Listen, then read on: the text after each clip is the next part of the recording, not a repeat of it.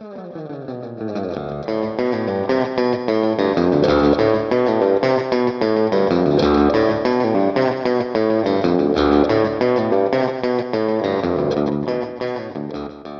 and welcome to Where You Lead, a podcast where we, a real-life mother and daughter duo, rewatch Gilmore Girls and discuss the misadventures of fictional mother and daughter duo Lorelai and Rory Gilmore.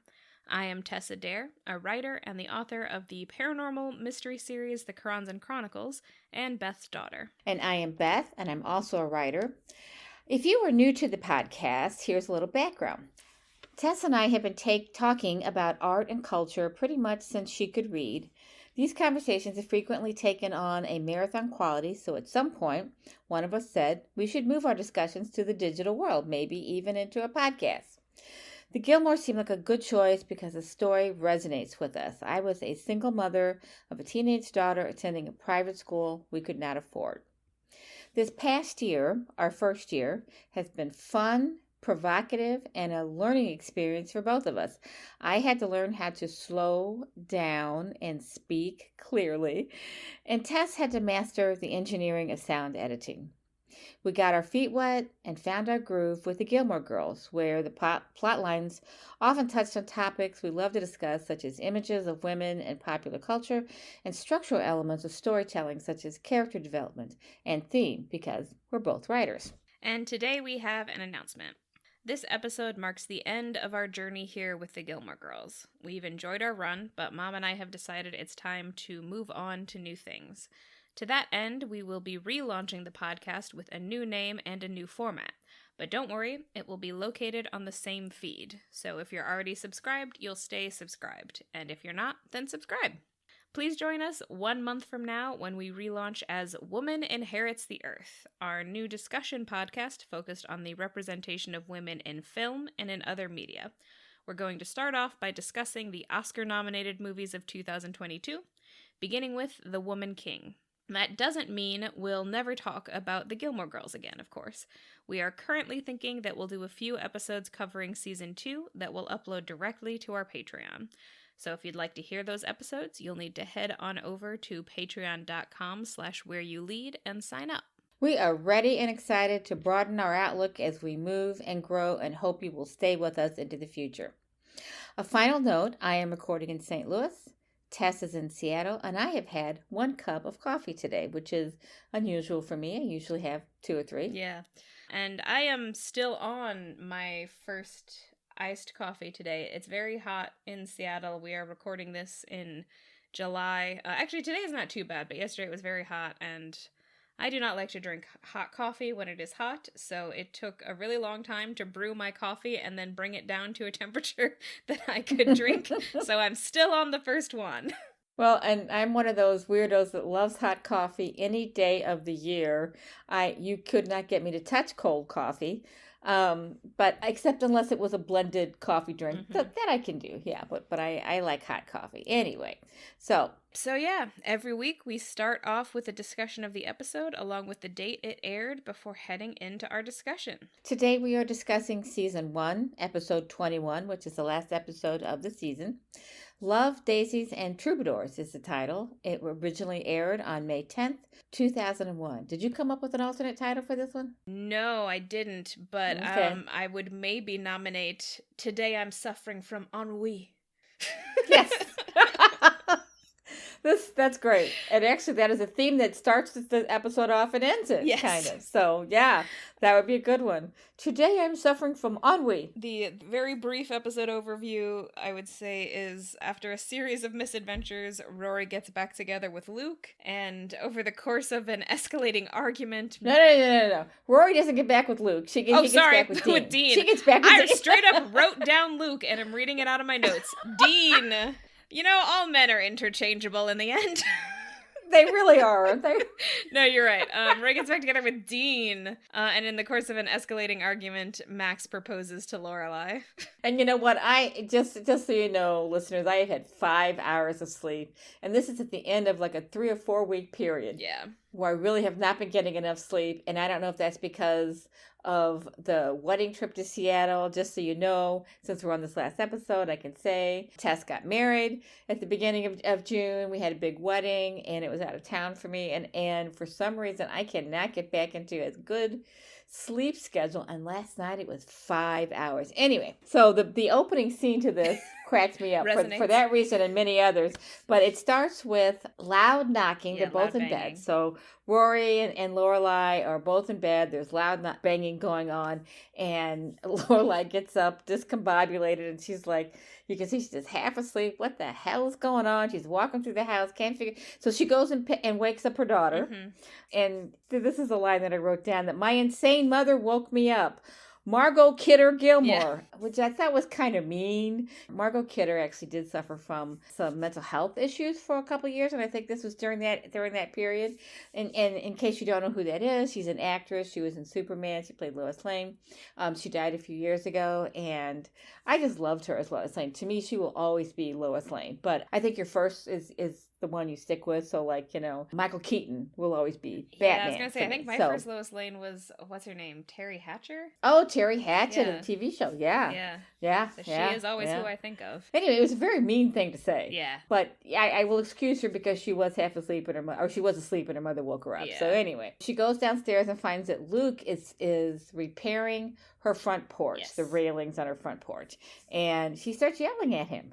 And I mean, she yells at him during this entire scene, which is kind of out of character for her. I mean, she can be emphatic, but she's yelling at him. And he finally stops. He's trying to fix her porch, and he stops and kind of stands there and stares at her while she finishes yelling. And then the next door neighbor, and it is the next door neighbor. So, you know, we had talked before about whether or not Babette lived next door or across the street, but she's definitely next door. Yeah. And Lorelai has locked herself out of the house in the process of yelling at Luke. And she starts yelling for Rory to come down and let her in. And Babette comes out and says, "What are you doing up at 6:30? Yeah.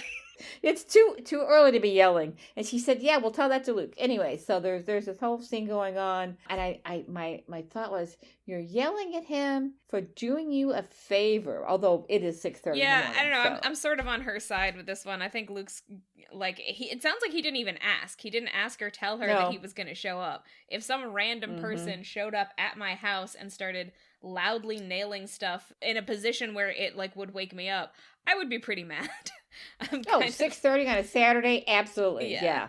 If he'd waited till 8, but then his diner opened, so he can't wait until 8. And that's what he tells her. He said, "I can't do it later." I do understand that, but he didn't even ask her. She didn't know he was going to do that. Or tell her he was coming over or anything. And part of the joke of this scene is she does like talk to Babette, and Babette tells her she's waking everybody up, and she does say, "Well, tell that to Luke," but then she turns around and Luke is just gone. He has just dematerialized. He's just gone. He got the message. He left. It's a great visual gag. Yeah. He's gone. But yeah, so, and I guess we skip ahead 2 days then, because I'm pretty sure she said it was Saturday. Was it Saturday? I'm not totally sure what day she said it was, but then the next scene takes place at the inn. But she might not only work during the week. She might have to go in on the weekends pretty regularly. But Rory gets up and goes to school. I'm not clear if that's the same day. Yeah. I don't know. Anyway, it's okay. So they do get to the inn, and she's working, and Michel has ennui. So this is Michel doesn't always get he's funny, but he doesn't always get a whole scene. Yeah. This is pretty much his scene. And he says he has ennui, a metaphysical angst. Actually, ennui is boredom, but that's what it actually means in French. But the best monologue he's ever had, he says, and I wrote down the whole thing: "I've made my peace with the fact that everyone who calls here is a notch above brain dead, and that the pennies I am thrown each week are in exchange for me dealing with these people in a non-violent manner, and usually that is fine. But today, sorry lady, I have ennui."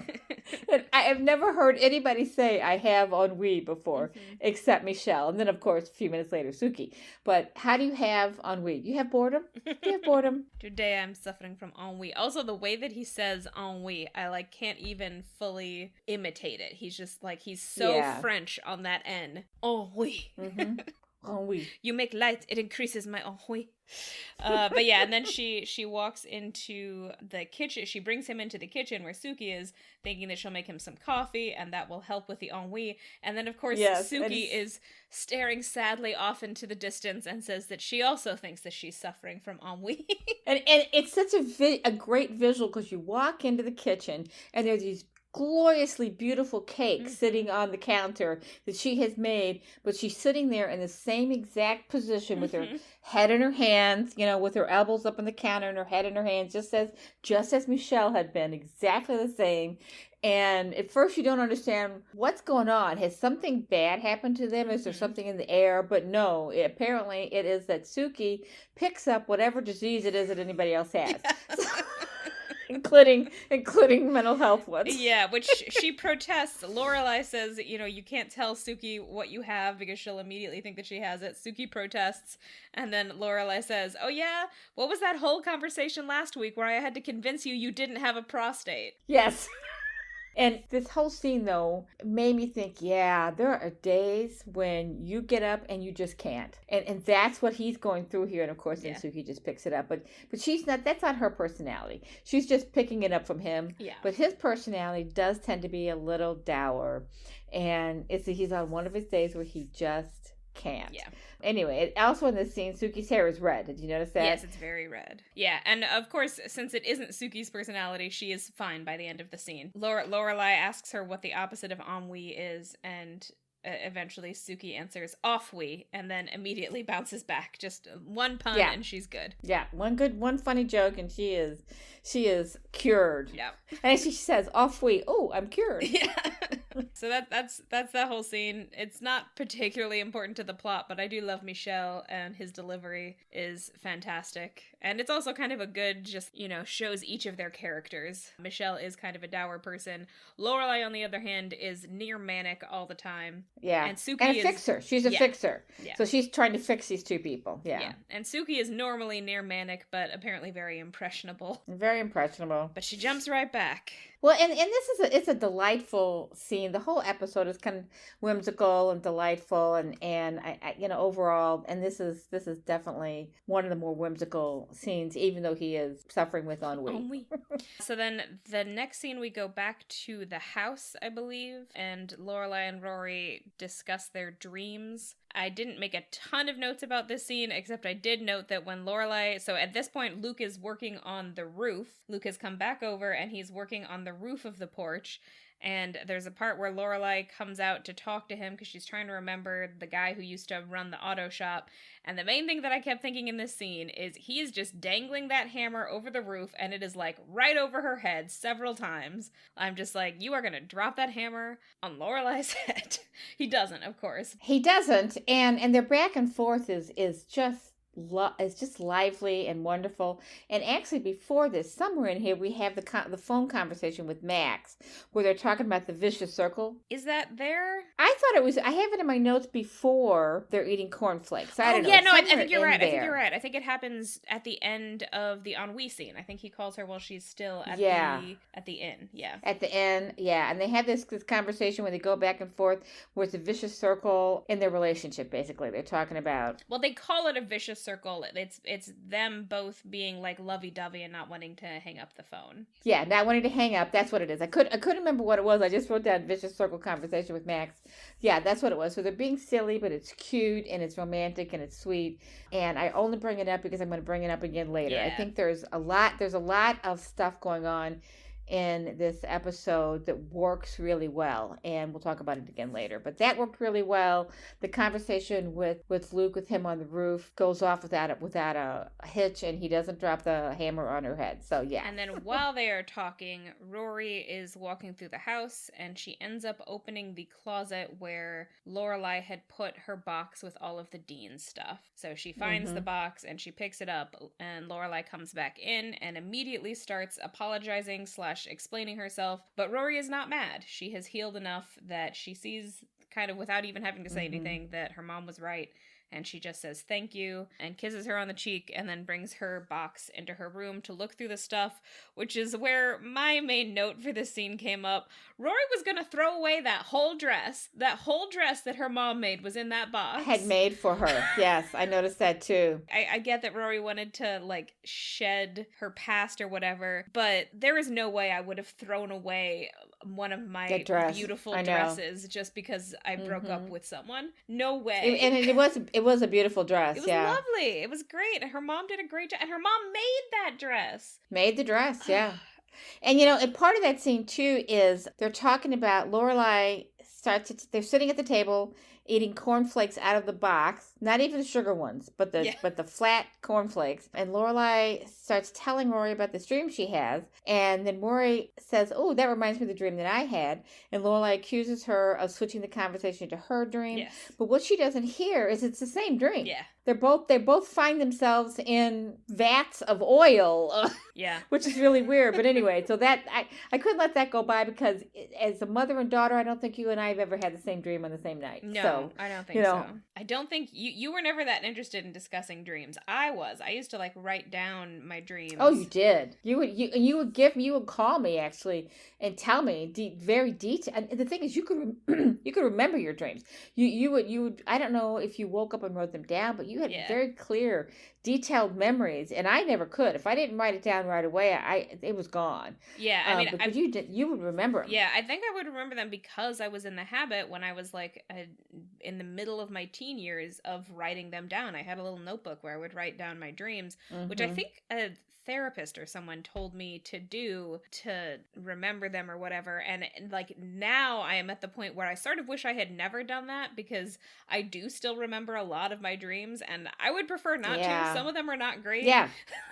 Absolutely. I'd kind of like to just forget them at this point, but my brain automatically does it now. But you know what? You can use them in your novels. I don't know if you have or not, but there are two dreams that I've had that I don't know if they were repetitive dreams or if they just were so positive and had such a good impact on me, or if I wrote them down, but I remembered them enough to put them in my novel. One was the one where I'm listening to my mother and my grandmother talk, and that was something that I'd actually, that had happened to us.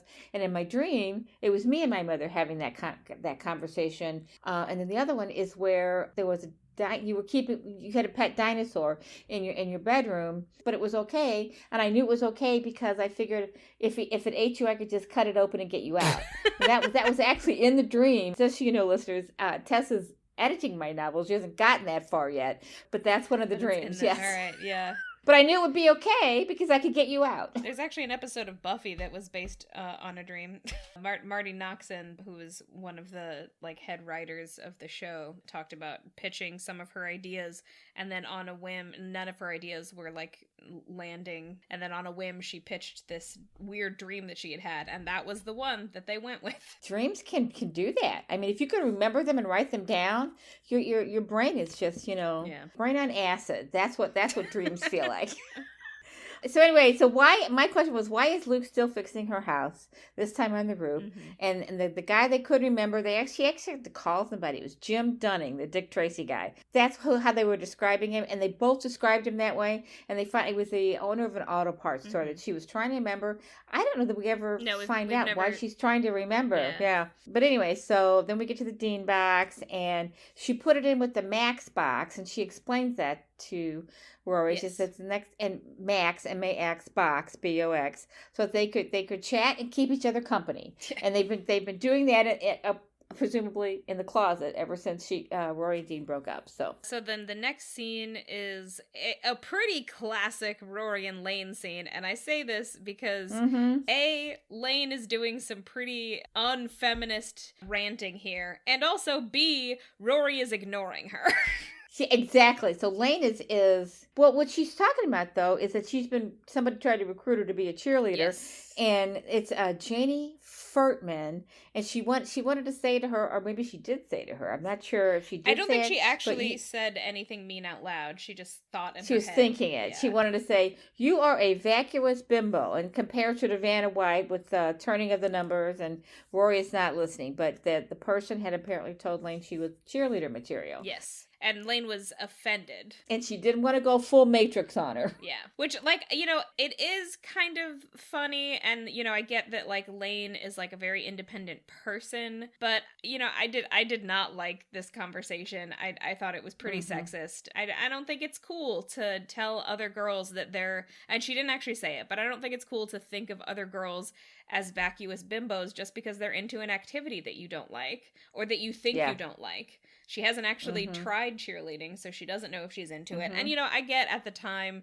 cheerleaders were absolutely the go-to, like, that's what a vacuous girl does. She does cheerleading. Yeah, or Vanna White. Yeah, but I also, like, have known multiple people who have engaged in competitive cheerleading, and it's actually a pretty difficult sport on a par with gymnastics. It is. They have to be pretty, I mean, you know, there is a difference between competitive cheerleading and cheerleading for sports, although they do have some things in common. But, you know, it's an activity. It doesn't mean anything more about you than that you do this activity. So it is kind of frustrating to see Lane being so denigrating of this girl who is not a character. And then that is also followed up by Rory's comment later in the scene where she's talking about this imaginary slutty Thursday afternoon girl, which we can talk about in a second. It's just, it was a scene that was rife with some sexist language. Yeah, I think you're right. Competitive cheer is a competitive sport. And actually, I think I've even read that the Olympics is considering adding it as a sport because it's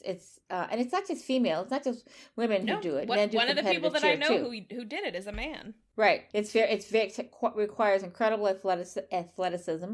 So yeah, it's but now the kind of cheerleader she's talking about is the kind that's rah-rah for the football team. Yeah. So, but here's my question, and I put this down as they were talking, and because it finally occurred to me, and of course it's the last episode, so of the first season. How is Lane, Lane, a Korean name? I don't know enough about Korean names to know, but it could be that her parents weren't trying to give her a Korean name. I mean, I've known a high number of girls named Joyce who were from different countries in Asia, because sometimes when people emigrate to America, particularly from Asian countries, they will choose a new first name that they think sounds, you know, more American. And they don't necessarily have information on what is, like, current.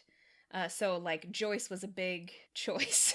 I'm not totally sure why, but I've literally known, like, at least that makes 3 sense. different Asian girls who were named Joyce. Well, and Korean names may be harder for Americans to understand and pronounce. Americans are bad at pronouncing Korean names. Bad at pronouncing anything that isn't American, but yeah. And I think it's also just a part of, I mean, you know, we don't know when Lane's parents moved to America. I can't remember if this has come up yet or not, but there is an indication that Lane does have some relatives who are still in Korea, but, you know, they may have chosen her name as a way of trying to give her a more anglicized name. So they end up in front of Taylor's store. Yes. Where Dean is supposed to be working. And she keeps going back and forth. And here's another instance of this going back and forth. And the dialogue is, you know, they don't miss a beat. And she finally says, I'm going in. Lane says to her, I miss the old Rory. You've been mopey-dopey and about 12 other melancholy drawers. Yeah. So she decides and that she's staging a comeback, more special than Peter Frampton's. So Lane is on all of her references are in here.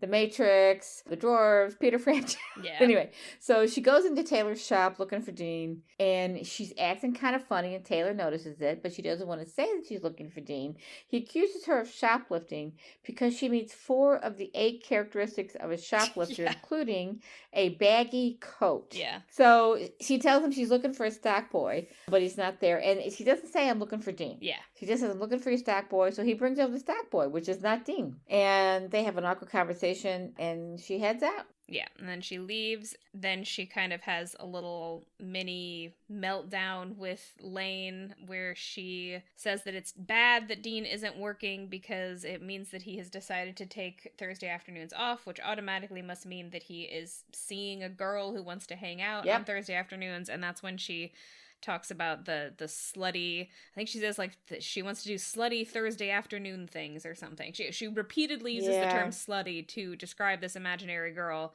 And it's clearly just a way of expressing her negative feelings about what has happened. But it is yet another, like, okay, this isn't a real girl. We're talking about an imaginary girl. But it's still just like, why do you have to use these terms, Rory? These are pretty sexist terms. And there isn't even a person here that you're talking about. Well, and I think Rory has a habit of differentiating herself from the pack. Yeah. And because she does think she's better than them, she would never say that.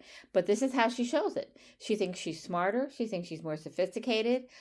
She thinks it's a very elitist approach to her own life. She differentiates herself as being better than the pack, except for Lane and Dean. Oh, yeah. And then just to begin our other subplot of this episode, we do briefly see the troubadour in this scene. The troubadour who looks like Elvis Costello, just sings a little song. I didn't actually write down what he was singing, but he just sings out like a line as they're walking past him, which is mainly important because he gets an actual plot line in this episode. Then we go to school and deal with Tristan again. So we're back at Chilton. Our favorite character, Tristan. Yeah. Rory is at her locker and Tristan comes up and tells her to decorate her locker, which is already decorated, but I guess he doesn't think he wants her decorations to be more sexual, I think, is the implication. Well, he says something other than dead black and white women. So the photos are all black and white is what he means by that. But the one picture that I recognized was Virginia Woolf.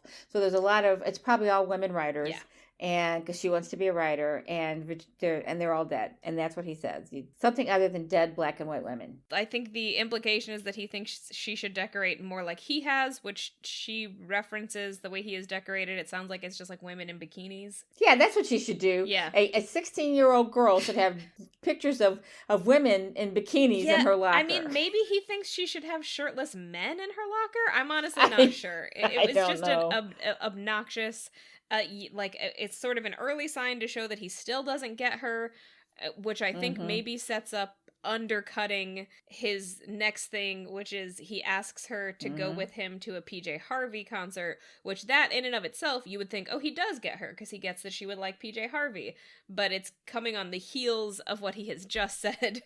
So he gets her on a superficial level. Do you know who PJ Harvey is? Because I didn't. I do. I don't know if I can come up with anything that she's done off the top of my head. Well, I've got her. I looked her up. Apparently, she was kind of a punk rock person. But I was listening to one of her videos, and it just sounds like rock to me. I don't think it sounds particularly punk rock, but maybe earlier in her career, it was. Yeah, I mean, it could also be that just like when she was popular, there weren't a lot of. Okay, it says alternative rock. I mean, sometimes alternative rock doesn't necessarily sound like what you would expect punk rock to sound like. She's English, so she's an English singer-songwriter is what I found. Also, sometimes if, a female singer-songwriter has any anger at all, we might overreact and refer to that as punk. Yep. Or any hardness to her singing. Yeah. And, we can count the number of women who fronted rock bands on one hand. So, yeah. But so he asks he asks Rory to go see PJ Harvey, and she says no. Pretty definitively says no. But then, of course, because we have to have drama, then we see... Well, first we see Paris and her two people, Madeline and Louise. And Madeline is like going off about Judy Garland. Judy Garland was the Courtney love of her day. Yep. Judy Garland was the Courtney love of her day, which, okay. I'm sorry. First of all, she clearly means it as a compliment, so okay, good for her. I like both of those people. I am actually kind of a fan of Courtney Love. I like her band Hole. I've listened to them. I think they're great. I also like Judy Garland. They're very different people in every very way. Different. Their style of music is different. Their backgrounds are different. I mean, Judy Garland was like a child star, essentially. She was sort of taken at a very young age. And the thing is, yeah, Judy Garland had a long, difficult, well, not a long life, actually. She died in her 50s. Yeah. But it was a difficult life. Yeah. And has given a lot of people a lot of joy and pleasure. And watching her, she is one of the most talented women I think I've ever watched perform. And every time I see a video of her performing, it's astounding to me how much talent she had. But, was such a sad figure and died very young and frail, always frail. After about the mid 1950s, she was very frail. She was, drank and not so much. She wasn't so much of a drinker. She did drink, but she got addicted to diet pills in the 40s, and because she had a little tendency to put on weight, like a normal human does. like a normal human being. But who was the guy? MGM guy. I can't think of who it was, but he got her addicted. He put her on diet pills, and of course those are at speed, so it's hard to fall asleep, so then she had to take sleeping pills, so that whole vicious cycle, talk about a vicious cycle, that ruined her health, ruined her life. She was married several times, and it was just a very tragic story, even though her artistry was so just astounding, and I mean, she's and it's still available to us to see. She left that to us. I will say I don't see zero connection between Judy Garland and Courtney Love. I can sort of see how. I think they did very different things. I mean, Judy Garland is dead, Courtney Love is still alive. They are both singers, but very different kinds of music. The thing that I would say connects them the most is that I do think they are two people who were really negatively affected by their contact with fame. I think they were both really, they were definitely both kind of exploited by tabloids. They had a lot of negative stories that came out about them that used their personal trauma in a way to sell newspapers, essentially. So that is a connection. I think that is, and they're both kind of frail. Yes. I think they were both, I mean, Courtney Love left the public spheres for a long time because she was just so inundated and just came across as being, you're right, a victim of her own fame. And so that might be the connection. I think you're absolutely right. Yeah, so like I don't think there's zero connection. It's definitely just like kind of weird. Like the vibes of the two people are very different, and their actual current public personas are very different. But they definitely both struggled with mental illness, and they definitely were both really negatively affected by what fame can do to a person. I feel like my understanding is that Judy Garland was much more directly manipulated by powerful men, whereas Courtney Love, famously in a relationship with Kurt Cobain, and I know that their relationship was very intense and very up and down. But my understanding is that no one has ever claimed that he was like trying to directly control and manipulate her. It's more just that they both had their own mental health struggles, and neither of them could really save the other one. I just want to say I have a ton of respect for Courtney Love. She's definitely a messy person, but I like a lot of her music, and I've always I respect what she did after his suicide, because she was really concerned with not wanting people to repeat what he had done. Yeah, and she wanted to protect her daughter too. Yes. And the guy's name I couldn't think of was Louis B. Mayer. He's the one who got Judy addicted to the drugs, or started her on her path to, and didn't care about her. Did not care about her. Only what she could do for his company, for the movies that he made. And I do think Courtney Love is an interesting person, but I just think there are probably so many other people that you could compare Judy Garland to. It was just an odd choice. Yeah, it's an odd choice. But it's their reference. It's their teenage reference, because at this point, Courtney Love in 2001 was probably still a very big name. You don't hear much about her anymore, but at that point, she probably still was. Kurt Cobain had only been dead maybe 7 or 8 years. Yeah. And so it made sense. It didn't make sense, and yet it did make sense. It was like kind of bizarre, and yet for these girls, that's what they would think. I can kind of see Madeline specifically idolizing both of them. Because, she is herself, I don't know, Madeline is like stealthily becoming one of my favorite characters, even though she doesn't really get a lot of funny. Screen. Yeah. She's kind of funny. She's funny and she's interesting, and I feel like she doesn't get the credit that she should get. I feel like they all underestimate her. Actually, both of the two girls, both of the two followers, Maddie and what's the other girl's name? Louise, have both kind of grown as characters through this season. They started off as being kind of dumb, But and there's still moments where they come off that way, but they also come off as being very astute in their understanding of people's behavior. They've grown as characters. But the important thing that happens in this scene is that Rory says no to the PJ Harvey concert, but Tristan tells everyone that she is going with him. Because he didn't hear her. He assumes that she's going to go with him, and he's just going to bully her into going. And why wouldn't she? He's Tristan. Why wouldn't any girl want to go with him? So it's really terrible. Yeah. Because then so then Paris just gets really mad at her again. That comes to fruition later on, but in this scene, it's just really hard because they believe him. They don't believe Rory because they don't want to believe Rory. I mean, they want. I mean, Paris is still very hurt about the whole situation. But it's more than that. I think she opened herself up to Rory. Yes. And felt violated. Her trust was violated. Felt, hurt by that, and she's afraid to open up again. Yeah. So of course she's going to believe every lie Tristan tells her about Rory. Yep. So anyway, so then we get to a scene with Miss Patty. Yes. We're back to the scene. So back to the town. So we've gone from town to school, back to town, and you see Miss Patty, and she's going flutter, flutter, flutter. She's teaching her dance class, and she's flutter, flutter, flutter. Your hearts are broken. I think they're doing Swan Lake. I'm not 100% sure. Could be. Your hearts are broken. Your prince has betrayed you.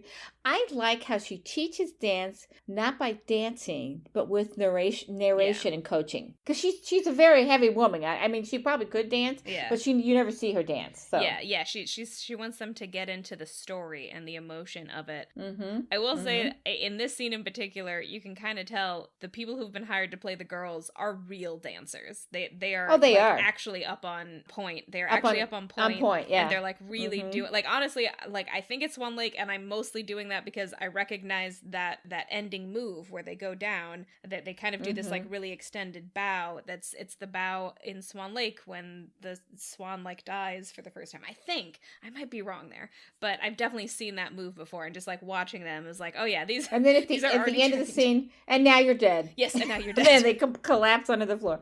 So that was a really good scene, and we'll bring it up again in a couple seconds because something else happens later on.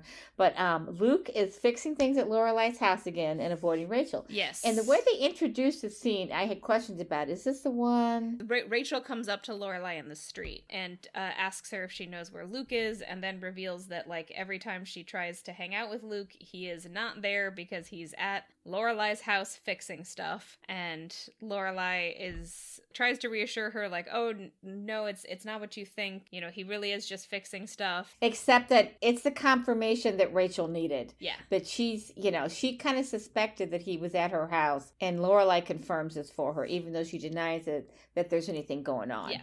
And there isn't anything going on. Yeah. I mean, technically, there isn't. But then we see the troubadour again, and this is the visual that I wanted to get to. Yes. We see the second troubadour. So my first thought was, is Elvis Costello is our first troubadour. Warren Zevon is our second troubadour. And then there's a great visual. You see them looking at each other across the street, and the camera pulls back, and you see them a wider shot of the street, and they're on either side of it. And then the ballerina is running across the street towards... And it was, I don't know if you noticed it or not, but she's running across from Miss Patty's, and it's just a really great visual. I mean, she's like, you've got this scene with the two troubadours, and they're, angry, and they're competing, and then the ballerina just runs across the street. Yeah. In her tutu, that's how we know it's a ballerina. Yeah. She's got this tutu on. And specifically, the troubadour we already know, the Elvis Costello troubadour, has already started, and then the new troubadour comes in across the street to start playing right in front of him. And doesn't he look like Warren Zevon, except for his hair is much longer? He does. I don't want to say like names out loud to like avoid doxing people, but the person that he really reminds me of is my old guitar teacher. Oh, Bob! Yeah. Oh my gosh, he does. Well, the hair, the long hair. The hair. And the glasses. But I thought the color and his face and everything, he looked like Warren Zevon to me. Yeah, so. I don't disagree, for sure. Yeah. And interestingly, Bob lived upstairs in the same apartment building from Warren Zevon, and they were both in their early 20s, and he was an interesting guy, lived in LA for a while. He had stories about Warren. Yeah. So that's interesting that you thought it looked like him. Yeah. But so then we go to the house, or Lorelai returns to her house and discovers that Luke broke into her house and is waiting for her inside, apparently to prove that it was easy for him to break in, so he needs to replace her lock. But that opening scene there where she comes in, and she can hear the sounds, and she grabs her umbrella and she's walking around. So the entrance to their house is, there's a little like foyer. That's it. There's a little foyer, and there's a door on the left of the foyer across from the front door. And the camera pulls back so you can see the foyer and the other side of the wall. And there's a door that goes nowhere. And you think, well, it must be a closet. But it would be a very, very narrow, in terms of lacking depth for a closet. Most closets are at least 2 feet deep. There's not 2 feet there for it to work with. So it's a door that goes nowhere. That was my first thought. They made a mistake with this set. But anyway, so she's walking around the corner, and it's shallow. That's what I was looking for. It was too shallow for a closet. But anyway, so she finally finds him, and they both they startle each other as they come around the corner, because she's about ready to poke him with the umbrella. And then they start talking about lonely loner guys. Yeah, so yeah, she starts off a conversation about how he has been avoiding Rachel, and he admits that being with Rachel is not exactly what he had always imagined in his head, and then he starts saying that maybe he's really just a loner. And Lorelai immediately is like, oh my god, do not start with the romance of the loner. And I was like, oh yes, I'm on Lorelai's side. For once in a Lorelai and Luke conversation, I'm completely on Lorelai's side. Well, she's right. And right. She mentions the romance of the loner, Lee Harvey Oswald. And he says John Muir. And she says the Unabomber, who, by the way, just died a few weeks ago. And he says Henry David Thoreau. Yes. So this is a terrible grouping of loners. Yes, also, I want to make a very specific point about Henry David Thoreau, because I had to read Walden in high school. Oh, God. And the whole thing with Walden, so Henry David Thoreau is famous for writing Walden, which he spent 2 years at Walden Pond, which he was actually living on land owned by Ralph Waldo Emerson, his friend and mentor. Ralph Waldo Emerson owned a bunch of land out in the forest, and Henry David Thoreau set up a little cabin out by Walden Pond and lived out there for 2 years, and then he wrote Walden based on that experience. This is largely what he's famous for. Both of them were part of a movement of transcendentalists, which a lot of it I agree with. A lot of it is just about, of reconnecting with nature. However, the thing about Walden is that one of the big themes that Henry David Thoreau was really pushing with it was the theme of self-reliance. He was really into this idea that everyone should be self-reliant for spiritual reasons, and so he often gets held up as this prime example of self-reliance because he moved out into the woods and lived by himself for 2 whole years and kept himself alive. That's all a lie. He did live there for 2 years, but his mother brought him food all the time. That's how he made it work. I knew that, His self-reliance was completely dependent on both the land that his friend owned and his mom bringing him food so he didn't starve to death. So he was a self-reliant bum is what he was. He was a self-reliant bum. And I don't want this to totally take away from the experience. If you're into transcendentalism, so am I. I think it's a very cool idea to kind of disconnect from yourself and reconnect with nature. But have the facts. Let's get the facts.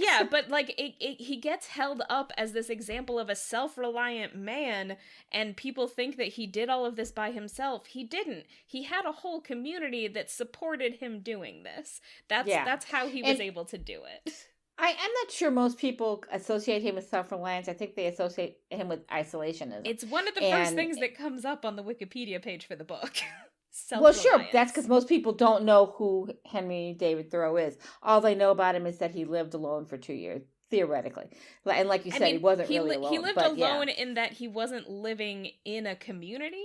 But again, his mom was bringing him food all the time. I don't think they weren't talking during that time. And he was probably seeing Emerson on a regular basis, too. In fact, I think they had conversations, and that made it into another book. So, I know. You're right. It's not. But I think it's a great example because Luke is pulling Henry David Thoreau as a supposed positive example of being a loner, and the real story behind this is he needed a whole community to support him in order for that to be able to happen. So sure, you can call him a loner if you want, but let's get the facts straight. His lonerism was dependent on a community. And he's not the Unabomber, who was a loner. Yeah. So anyway, My point is just that it's a terrible grouping of loners, but I do get her point. The thing is, it's very complicated what's going on here. Luke is very attached to her. He does have feelings about her. That is why he can't really attach to Rachel and let her,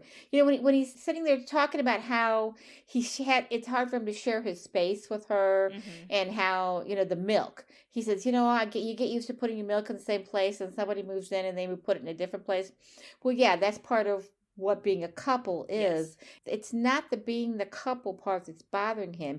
It's being in a couple with her. Rachel is no longer the person he wants. Yes. He did when he was younger. She was his girlfriend for a long time, and he did want her then, but he is a different person now. He wants Lorelai, but he knows that she's involved with Max, and it's getting more serious. And he's a little bit in denial about it. I mean, first of all, I think it's partly because he is talking to Lorelai, so some of this might be that he can't admit to her that he has these feelings for her. But sure. I think to an extent he is also personally in denial, and he's like, the things that he's saying to her is the story that he's telling himself. He is telling himself that he's just a loner and that's why it's not working. We know that that's not really what's happening. Yeah. So the irony of this scene is that Lorelai is basically trying to talk Luke into being with Rachel, but he wants her to talk him out of it. So, I mean, I think. Yeah, he wants an excuse to not be with her. And, we may be being a little bit reductionist. It could also be a little bit that, Rachel has hurt him before, and maybe to an extent he can't really forgive her for that. Yeah. He is a stubborn guy. Maybe he just can't He has no reason to believe her either. Yeah. He has no reason to believe that she's not going to take off. Yeah. And no matter what he does. So, to me, that has always been behind his reluctance. Yeah. Not because she puts the milk someplace else. Yeah. I don't know. That's just me. But I think his whole thing about being a loner is also very indicative of how he views himself in general. And actually, again, I think the Henry David Thoreau thing is kind of a great example, because to some extent Luke is a bit of a loner. He is like a fully grown man who does not have children or a wife, and he is kind of a grumpy guy. But on the other hand, he owns the most popular diner in town. He's constantly surrounded by people. He is a huge part of this community. He just doesn't want to admit that he's a huge part of this community. Yeah, he doesn't want to admit that he likes it either. Yes.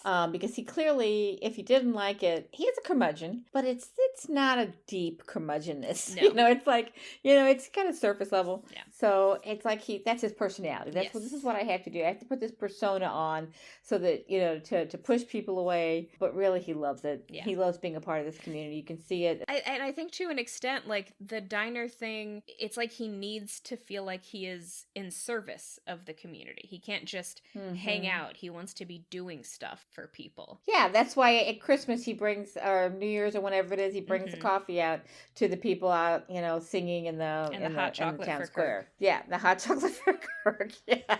Anyway, the next thing I have down is that there's so many biking scenes in this. A lot of people walking, a lot of people biking. I did want to very briefly call out one final reference, which is Lorelai's like kind of final note on it is, you need to give this a chance, talking about his relationship with Rachel. And that starts with ceasing work on the Winchester Mystery House here. Do you know that reference? No. Okay, so the Winchester Mystery House, I'm super into all of the haunted places in America. I watched Ghost Files with Shane and Ryan. You don't need to know who that is, but some of our listeners might.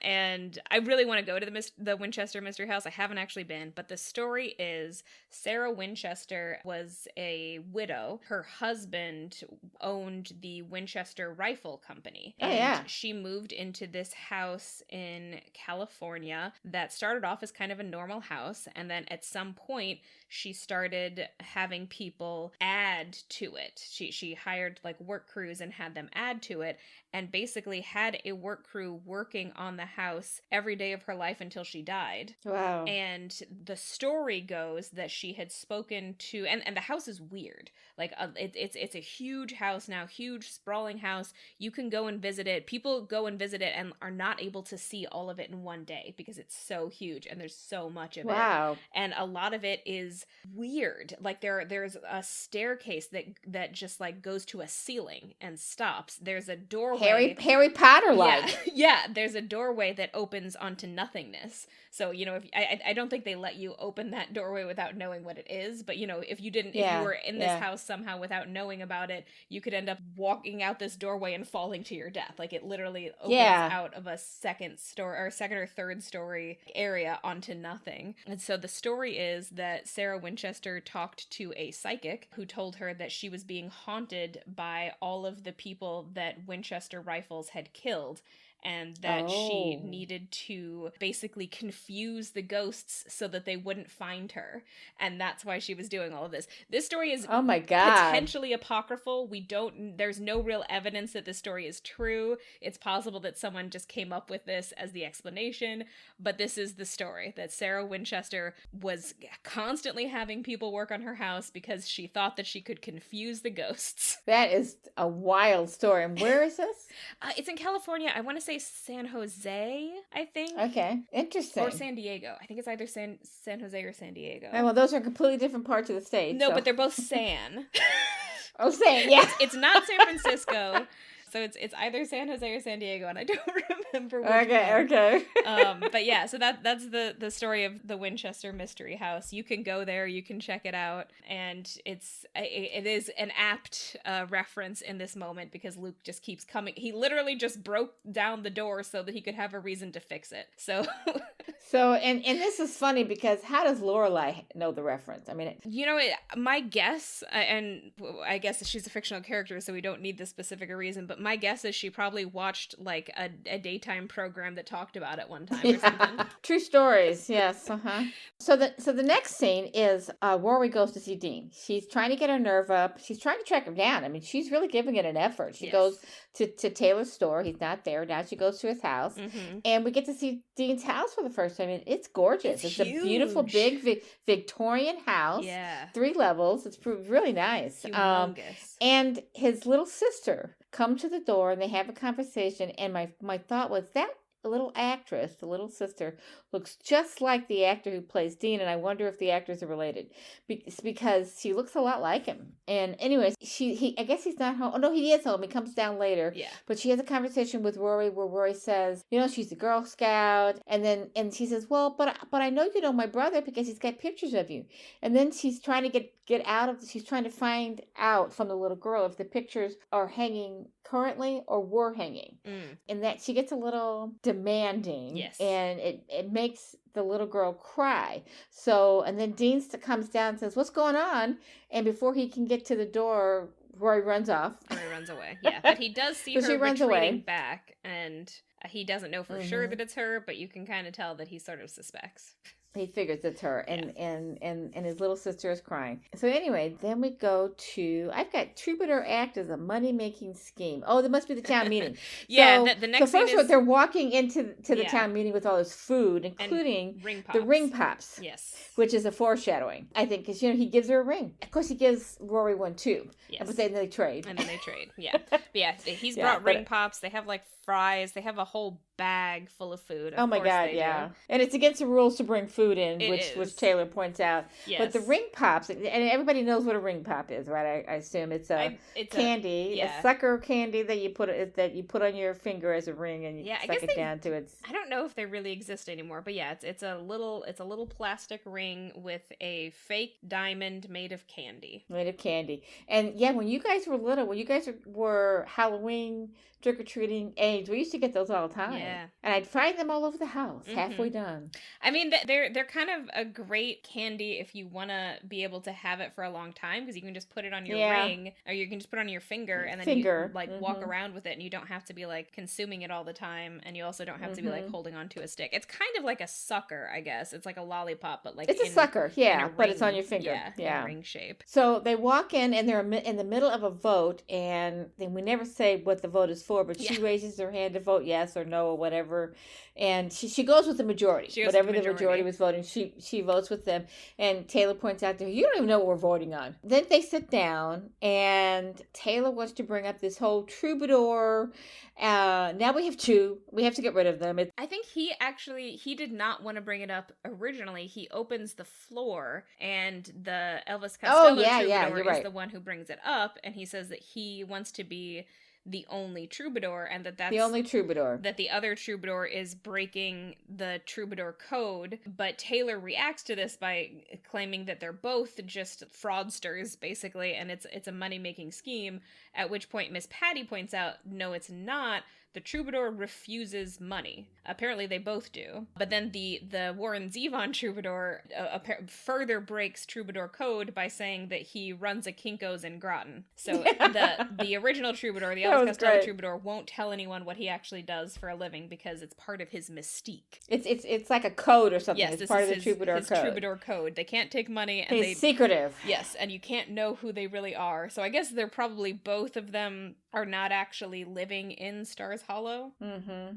They're just visiting from townships nearby. And they provide like a musical theme. I mean, like whenever there's a scene that I don't know, they use it as a way to go between scenes. He'll play a song that seems to reflect either what just happened or what's about to happen. It's like a transition. So it's always kind of supportive of the story. They're talking about what the troubadours do, and Luke interjects. So Taylor is like kind of against both of the troubadours, and then Luke interjects. He loiters on street corners as his way of explaining it, and Taylor goes, "We're 2 peas in a pod, Luke." And Luke is immediately offended, but it's kind of true. They're both, we've mentioned this a bit before. They are both kind of the same. They just happen to be like opposed in very specific ways, but they're both grumpy old men. But Luke doesn't always want to act on his grumpiness, and Taylor does. He wants things to change. Taylor is much more persnickety. Yeah. He's persnickety. Luke is just observant. And kind of baseline grumpy. But he's usually right. I mean, he talks about environmental golf courses are bad for the environment. And, And then Kirk reveals that he has the town handbook on him. I guess I did not write it down, but does he find out, or does he see that there can only be one troubadour? Because they do come to a conclusion. I don't know, but Taylor does kind of make the decision. He announces, is he the mayor? He's not the mayor. He's not the mayor. Well, so this is what I had tried to talk about before. There is an episode where the mayor shows up, and then they just sort of slowly phase him out. And now they just kind of don't have a mayor, and Taylor is usually the one in charge of these meetings. So he's not the mayor. They just kind of don't have one. Canonically, they did have one in the early part of the season, but I think they just... Yeah, I remember. I think Taylor just is ultimately kind of a more engaging character than the mayor was. The mayor didn't really have much of a personality. So he declares, well, it's like I declare this troubadour is good and that one is bad. So Elvis Costello wins the day. I might be misremembering, but I think what happens is Kirk sees that they are only supposed to have one troubadour, and the town votes to keep the original troubadour. And I believe the Warren Zevon troubadour just like packs up his stuff and starts to go. Although he does show up in a later scene. He does show up later. Well, and the funny thing about that is, who puts troubadours into their city code?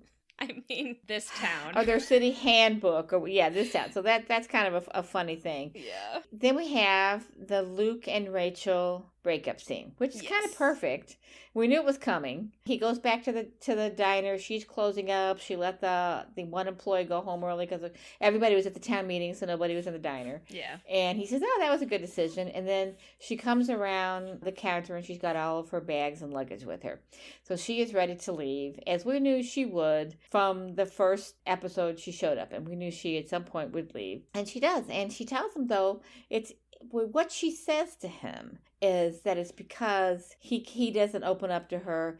And she says, you clearly have a thing for Lorelai. I mean, and everybody knows that who watches the show. We all know he has a thing for Lorelai.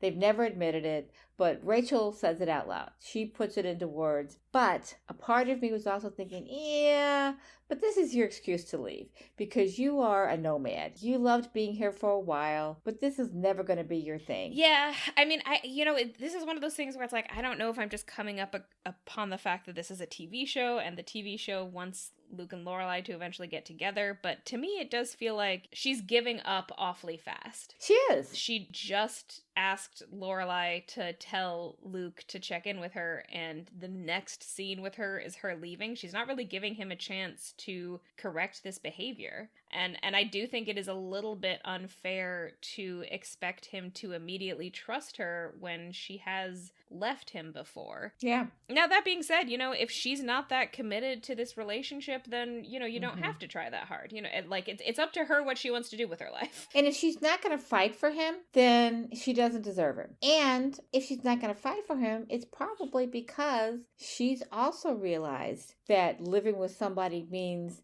that they can move the milk in the refrigerator. It's not just, I mean, that's what commitment is. That's what relationships are. You have to learn to live with the foibles of the person you're living with.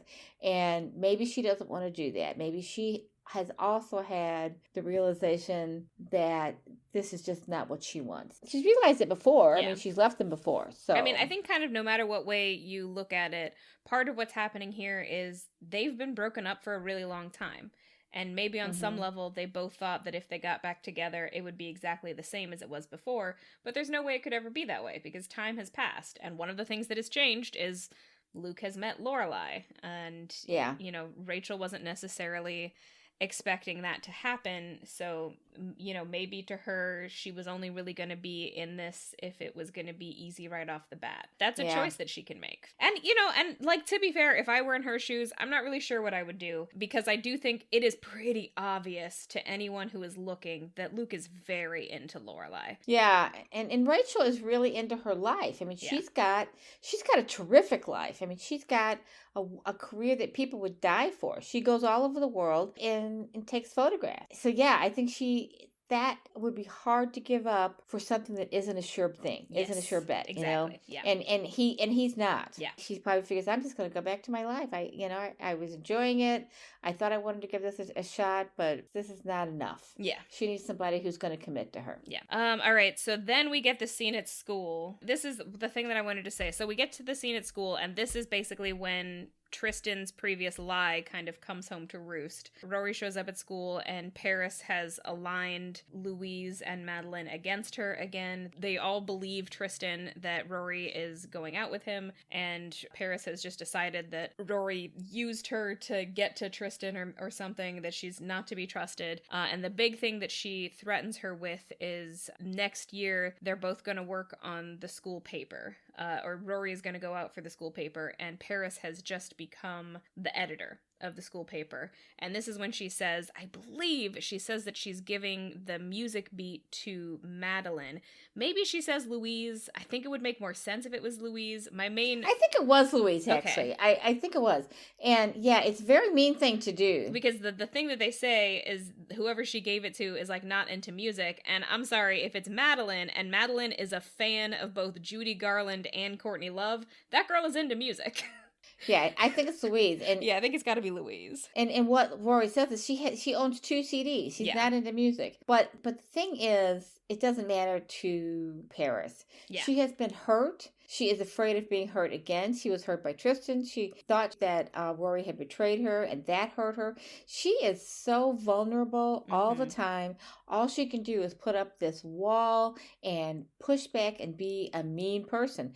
And it's too bad because Rory could and will eventually become good friends. But Rory could be a very supportive. You almost think when this scene is going on that, yeah, you're picking Louise, but we're going to get this resolved, and you're going to end up depending on Rory to help you because Rory not only knows music, she can write. Yeah. We don't know anything about Louise's skills. So I'm not too worried about it, but it's still hurtful. Yeah. I can't remember, but I feel like and I hope that this scene is actually setting us up for Tristan sort of leaving the storyline and it really being about just Rory and Paris overcoming their animosity and their competition, their competitiveness with each other. Paris in this scene, I feel like a big part of her character right now is she is really vulnerable and she responds to that vulnerability by trying to control other people. And in the scene, Yeah. it's not just about Rory, it's also about Louise and Madeline. And I think this sort of explains why she's friends with them, even though they don't have that much in common. And it's because in scenes like this, they will be loyal to her. Yeah, she can control them. She can tell them she what gets to that do. from her mother. Her mother controls her. So that's been role modeled for her. That's all she knows. But I also think it's one of those things where I'd have to go back and look. I think that last visual when they're standing on the stairs is like a direct echo of one of the first times that we saw them, with Paris on the lower stair and the two girls kind of on either side on the stairs behind her. And then they do this like coordinated turn to walk away. They all turn at the same time. Yeah. and it's like a triumvirate. Yeah. It's like the two girls are on the upper stairs, Paris is at the bottom. It's they are commanding the scene. They're in control, and there's nothing Rory can do about it. So it's power. Yeah. It's a power thing. It's a power move, yeah. Yeah. And I'm pretty sure it is a callback to when we first saw them. So it's almost like, visually we're saying we've been brought back down to 0 with this storyline, and we're going to kind of start all over, which I'm sort of okay with, just because I like so much of their storyline is wrapped up in Tristan, and I am ready for their storyline to be just about them and not have this piece of shit in the middle of it. I know. And I love the way they ended. She kind of turns to her and says, "Have a good summer." And then and you're right, the three of them turn and walk away. And then we get to the scene where... Oh, God, this scene. Okay, you want to set it up? Because I have comments about it. I don't think I can set it up. I have comments, too, mainly that Max's stock with me really tanked in this scene. Although Luke didn't come off great either. Okay, so Lorelai's getting ready for her date with Max. Luke comes over to the house. She thinks it's Max, but it's Luke. He has come to pick up his toolbox, and Lorelai gives this whole little spiel about how they named it Bert, and they said goodnight to the toolbox or whatever. Luke comes to pick it up, but then Max arrives, and Luke and Max immediately get into a weird pissing match with each other, where they're both kind of trying to stake their claim on Lorelai and sort of one-up each other. Neither of them comes off well, but my main feeling is like, at least Luke kind of knows that he is currently in the losing position. With Max, I'm just like, dude, why are you rising to this guy's bait? And then after Luke leaves, Max turns it into this argument with Lorelai when she did nothing in that scene. Okay, there are a couple things in here. So first of all, she introduces him and she says, "This is Luke Danes. This is the first time we have ever heard Luke's last name, as far as I can tell."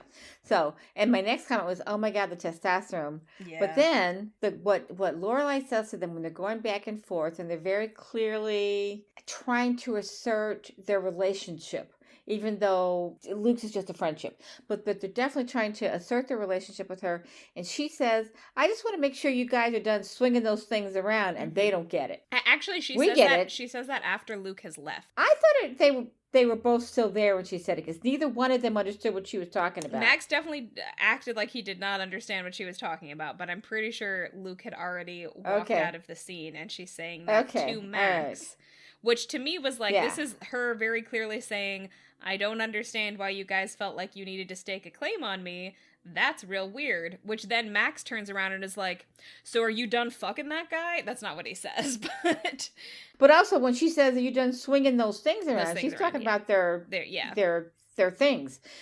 Yes. They're male things.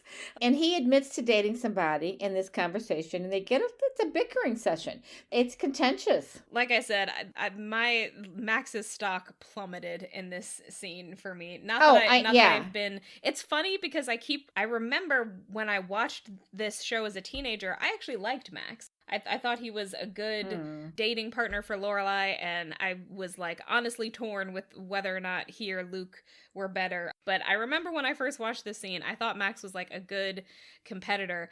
Now I am an adult, and I have an adult's view of relationships, and I'm just like, if someone that I had been dating for a month met one of my long-term male friends, acted that way in a conversation, and then turned around and accused me of sleeping with that friend, I would just be like, this is such a red flag. You are on thin ice, just acting this way. At the same time, based on Luke's behavior and what he said, there was definitely some jealousy there. So Max has good reason to think that, or at least that's Luke's behavior, not Lorelai's behavior. Not Lorelai's. Okay, you're right about that. Okay.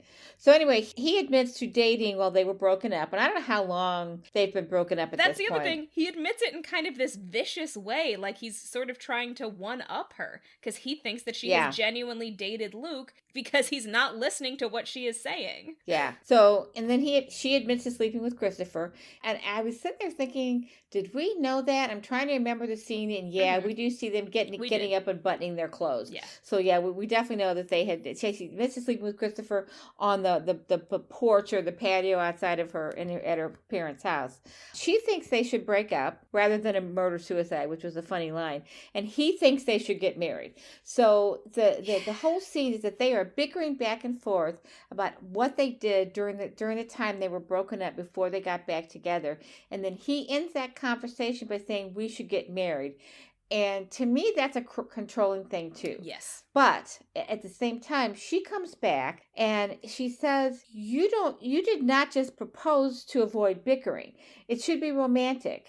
Seriously, and I'm thinking, first of all, proposals don't have to be overly romantic. Yeah. In fact, I hate proposals. I think it should be a joint decision. It should be a conversation, not an artificial setting proposal. So she's being overly romantic here is what I'm saying. At the same time, I think she's absolutely right that he proposed to get over the bickering. I mean, they're both kind of being weird. He proposed kind of as an extension of his staking a claim on her. Yes, exactly. Okay, I've got a number of points to make, so I'm going to try to be coherent. Right. Go for it. I have known couples who have done proposals, but what they've done is the couple decided beforehand that they wanted to get married, but, one of them wanted to have that experience of the proposal. So they decide beforehand that they are both on the same page and they want to get married, and then they get the surprise proposal, but it's not like an emotional, horrifying surprise because they're both on the same page. That's the thing, is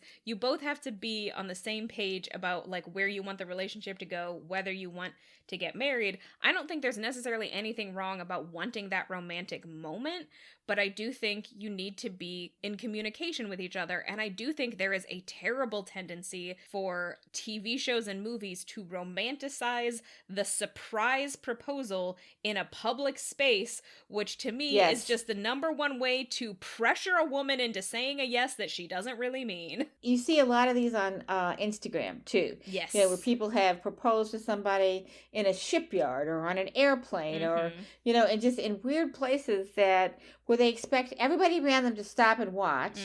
And so it's a public display, and it's like, who are you trying to impress? Yeah, and also, I will say personally, I'm like, that's what the wedding is for. When you've gathered everyone who cares about you. Yes, exactly. So, but I do want to say, I know there are people who really want that romantic proposal, and I don't think there's anything inherently wrong with that as long as you and your partner are actually on the same page and are actually communicating. If you've had a conversation about it beforehand. Yeah. I agree with that, but I think it shouldn't just be one person's decision. It's usually the man proposing. I don't know. It's always bothered me that it's a surprise proposal. They haven't talked about it. I don't know. It's just always bothered me, and we see it a lot in TV and movies. Especially the way that it gets shown on TV and movies where it's a surprise. Half the time it's in a public place, and I'm just like, okay, we present that in films like it's a universally positive thing, but I can absolutely imagine being in that position and not being ready to get married or, knowing in your heart that this is not a relationship that's going to last, and then suddenly you're in a public place, like at a freaking baseball game, and everyone in the stadium is looking at you because you're on the screen. You have no choice but to say yes. You say no, and that crowd is going to immediately turn on you. An entire stadium of 20,000 people. Yes, 20,000 people are watching you be proposed to. It's ridiculous. Yeah. But anyway, she's right. The getting married isn't the answer to their bickering. It's so not. Also, okay, so his argument moment is that he thinks they're quote unquote stuck in a vicious loop, like they were saying earlier. And Mm-hmm. I think he is misunderstanding what is happening. They Yeah. are not stuck in a vicious loop. He keeps making super emotional decisions, super emotional unilateral decisions for the both of them. When they were together before, he was the one who wanted them to like super commit and like tell Rory and have Lorelai like commit to him completely. And then when she did, he turned around and broke up with her. Well, and going back further than that, even he's the one that pushed her into a relationship Mm-hmm. that she wasn't sure was going to be healthy for her or her daughter, Mm-hmm. and then he broke it off. Mm-hmm. And yeah, he's been the one who's been pushy all along, and it's such a typical, stereotypical thing for the male to be able to make these decisions, and the woman has to go along with it, and she stands up to him to her credit. In this scene, she does, yes. In this scene, yeah. It's interesting because they present Max like he's, you know, an intellectual and a measured person, but all of his actions have actually been like pretty impulsive and not necessarily teenager like. Yeah, she's not very necessarily immature. that well thought out. And you know, some of that is definitely that it's a TV show and we need dramatic things to happen. And you know, ultimately the show is not as invested in Max as it is in Luke. So if one of them is going to do a dramatic thing, it's probably going to be Max so that we can have that drama. Well, and she describes what her idea of a perfect proposal is, and she mentions 1,000 yellow daisies, which we'll get back to in a minute. But then we cut to Rory and Dean. So Rory has been trying to find Dean, and she's leaving school, and Tristan harasses her, trying to bully her. He's harassing her, bullying her into going to this concert with him, and she keeps saying, I never said I was going to go, but I spent a lot of money on these tickets. No, your father spent a lot of money on those tickets. And she's, I'm not going to go with you. We're not dating. I'm not going to date you. I've told you this before. He is of the opinion that because he bought these tickets, she owes it to him to go with him. She should go. Yeah, she owed it to him. Another controlling man. So he and to make that point visually, he takes her books out of her arms and will not give them back to her unless she says she'll go with him. She said, fine, you know, it's the end of the school year. She says, fine, keep them. I don't need those books. So she walks away. I love Rory in this scene as she's interacting with him. She's not taking any of his shit. She's just like, you didn't pay for those tickets. Your dad did. Fine, keep the books. I just don't want to be in this conversation anymore. I don't want to be in the same room with you anymore. And not to mention that he has destroyed the fragile relationship she had built with Paris. He has done that. He has done that alone. So she's pissed at him. She walks off, and then she sees that Dean has pulled into, I don't know what kind of park. He looks like he's parking in. They've done this a couple of times. This looks like a courtyard, but people are just pulling up and parking there. But it's only ever one car at a time. Whatever, it's television. He's got a green pickup truck, which is just adorable. He pulls up in it, and he's come to tell her that he wants to talk to her, but then he sees her with Tristan and assumes that she's dating Tristan. Well, you know, this should be a red flag for him. Why would she come to your house if she had started to date Tristan? Men are just acting stupidly throughout this entire episode. Yeah. And he's one of them. You know, and so he gets her. He starts arguing with her, and he won't listen to her. I'm not dating Tristan. Well, I just saw him with your books. Well, he took my books anyway. So he doesn't believe her. He starts to walk back to his car, and she yells at him, I love you. So I don't want you to go. I love you. Yes. And she's finally admitted this to herself and to him. Yeah. She needed time. We talked about this when it first came up. She needed some time to realize. Yeah, and I think, you know, one of the things that we skipped past is she gave this whole speech in the middle of the town meeting, which I mostly skipped past because I was cringing the whole time. But she kind of gave this whole speech about, it was good though. Yeah, she was talking about the troubadours and how sometimes a song can express what you have trouble expressing yourself, and it was basically about her inability to express herself in the moment. And that kind of happens to her again in this scene. You know, he's upset to see her with Tristan. She's trying to explain herself. He, you know, says that he thought that she was trying to like talk to him based on, you know, he saw the speech that she made in the town meeting. He knows that she talked to his sister, and she kind of won't admit it in the moment. You can see her sort of like freezing up, and then finally, it's weird. And then finally she just blurts out, I love you. And that's all he needs to hear, basically. And you yeah. know, like But you're right. In the scene in the town hall meeting, it's a lovely speech that she gives because she does describe what music does for us. I mean, there's two things going on here. She adequately describes what music and art, yes, as a rule, does for us. It helps us to express the artists to express their feelings, but the rest of us to see in the art that they've created our own feelings and to see them revealed and to help us understand them. And that's what artists do. And she expresses that very poetically and just really lovely. And it's a lovely little speech. But she also realizes at the end that it's kind of embarrassing because it's also she uses personal. It's also personal for her. You can see that what she's saying is personal. That she has a hard time expressing herself, but it's a lovely scene. And then when this scene is over, she looks back and Dean has left. He's gotten the message. And that's why he comes to her school, because he knows that she is trying to tell him something. He's not sure what it is, and so then she tells him. But before they can get there, they have to bicker. Yes. It's like that old trope that people can't. They have to bicker before they can come together. Yeah. I mean, yeah, I think, you know, what it's the last episode of the first season, and this is kind of our emotional climax. So I think to kind of amp that up, they have this bickering moment. And, you know, it is one of those, like, Dean, you know she doesn't like Tristan. You know that it does not matter to her that Tristan is a TM cute boy. She just cares that he's frickin' obnoxious. But, you know, Dean is also hurt from, like, how their relationship ended. And also, you know, he feels somewhat rightly put out that the whole town blamed him. Yeah.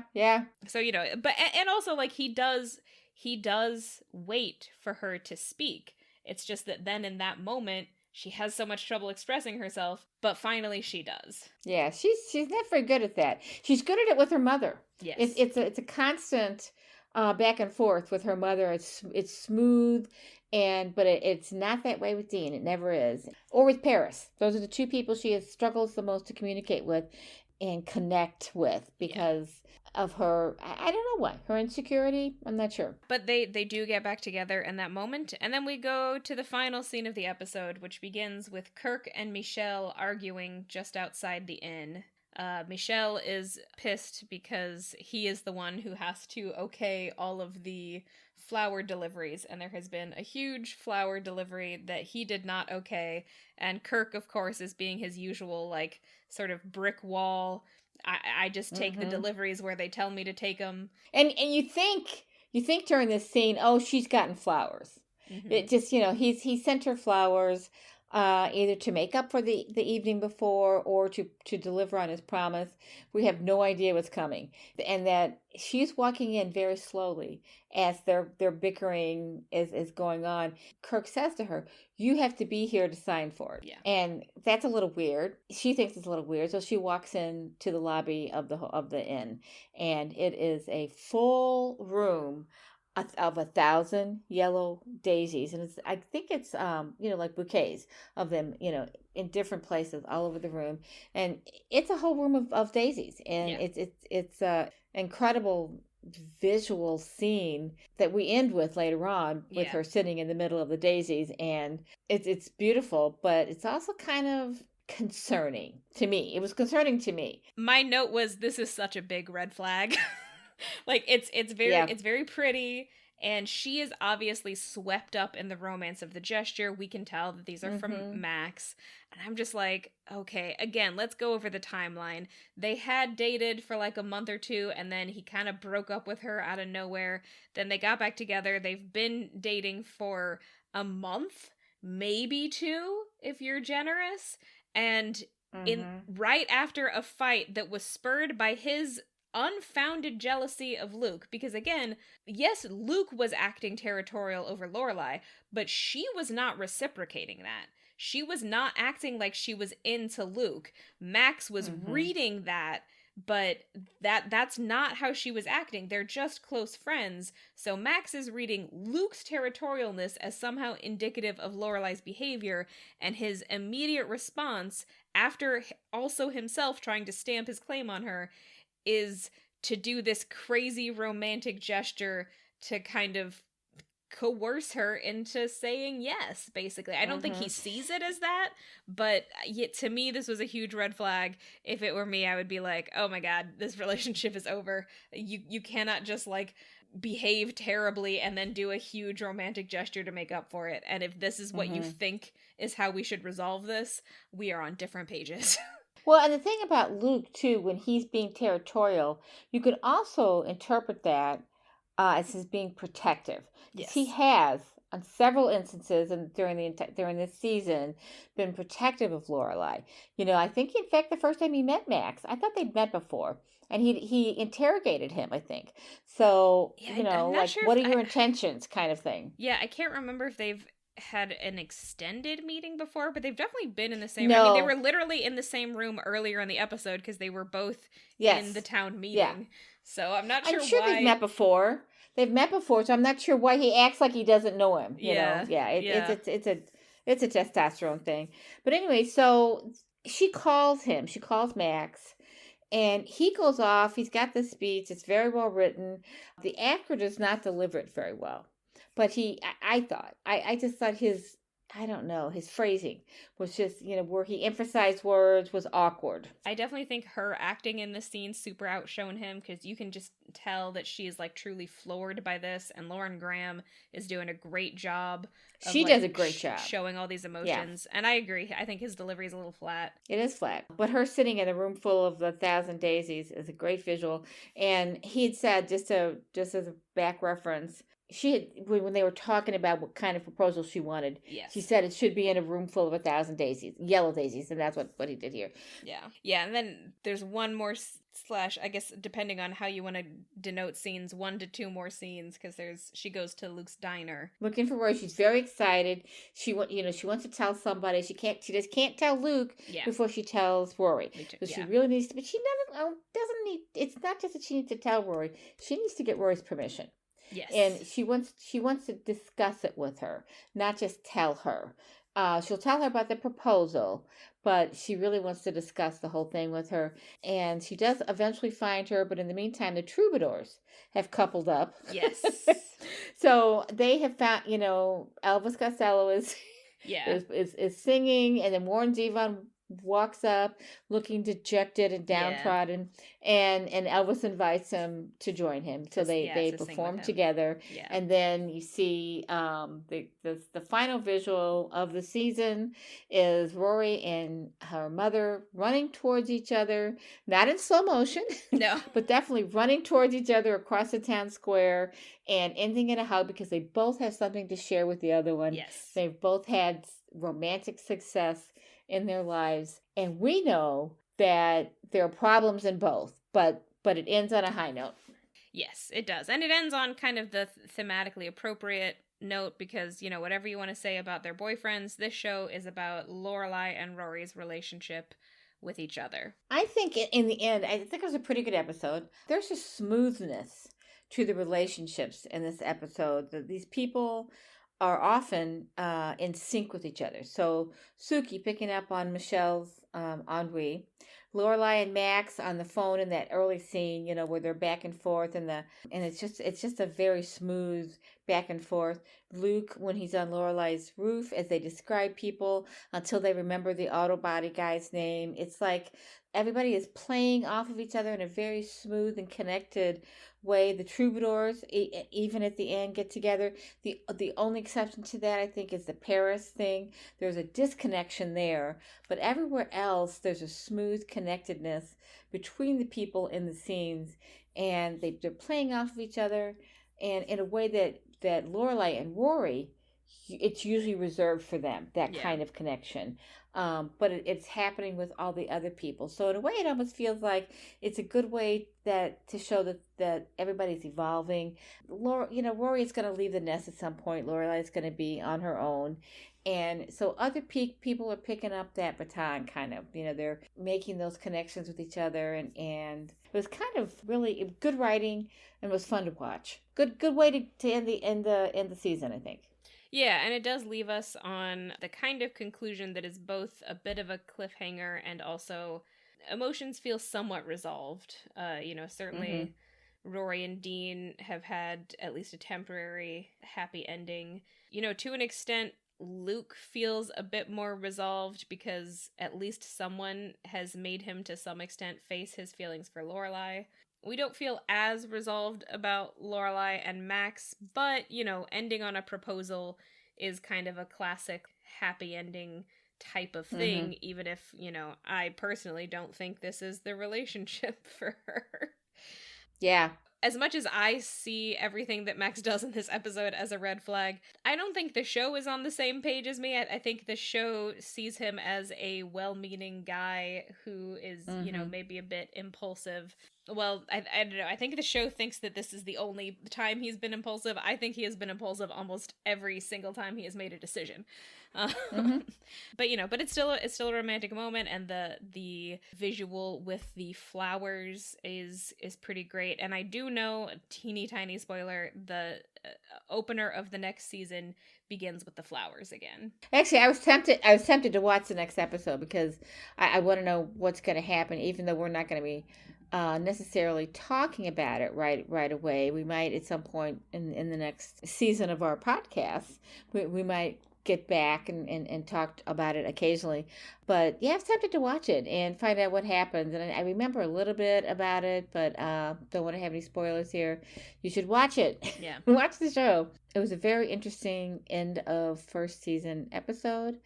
And they did resolve a lot of stuff, but it also kind of set up some possible conflicts in the coming season. So did what it's always done. Good. It was really good writing. And just as a comment on the whole season, there have been 4 or 5 episodes I think that were really, really well written. This is one of them. I think there's dialogue and just in terms of conflicts and setting up character development.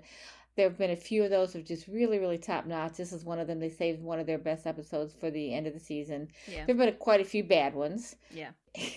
So go back and listen to our earlier episodes to find out about those. Anyway, anything else? Well, I guess I'll just note the grandparents were not in this episode. So the three ways we see the show is usually the town, the school, or the grandparents. We didn't see the grandparents at all, which is interesting because it is the last episode of the season.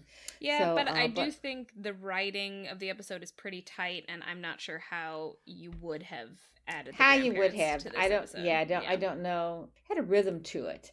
And I think that the Troubadours kind of showcase that with the music. It's a real rhythmic episode, and the way they went back and forth. And this is something that this show does a lot, is they cut back and forth between storylines and where the scenes are happening. The sets cut back and forth, and they did that this time really well. I mean, that's hard to do, to go cut back and forth like that, and basically be in the same scene. So the school, the three times we're at the school, that's a continuation back to back of the same scene, but it's interspersed with these other storylines that are happening. That's really kind of tricky to do, so the writers pulled it off. So I think that's all for today, dear listeners. We are ending this episode and this season, and we thank you for listening to us. Yeah, and if you do want to hear our thoughts on season 2, those will likely be on our Patreon. So I'm Tessa Dare. You can find me at my website, tessadare.com. That's TESSADAIR.com, where you can sign up for my email list. Or you can follow me on Instagram at author.tess.adair or on TikTok at author.tess.adair. And if you want to support us on Patreon, we are at patreon.com/whereyoulead. And we are thinking about the new, what is it called? Threads? Yes. We're not there yet, Threads. but we're thinking about it. Well, anyway. on the day of recording, Threads was just announced. So whenever this goes up, maybe Threads will have already tanked by then. We'll see. Who knows? Yeah. Anyway, and I'm Beth Von Baron. You can follow me on Instagram at STL_writer_Beth, or sign up for my weekly Substack email, Saturday Morning Musings, at stlwriterbeth.substack.com. This has been Where You Lead. the last episode of this funny and terribly witty podcast about the Gilmore Girls from the perspective of a mother and daughter. Thank you for listening this season. We really appreciate it. We hope you enjoyed it, and we'll tune in for our first episode in our next season of Woman Inherits the Earth in about a month. See you then.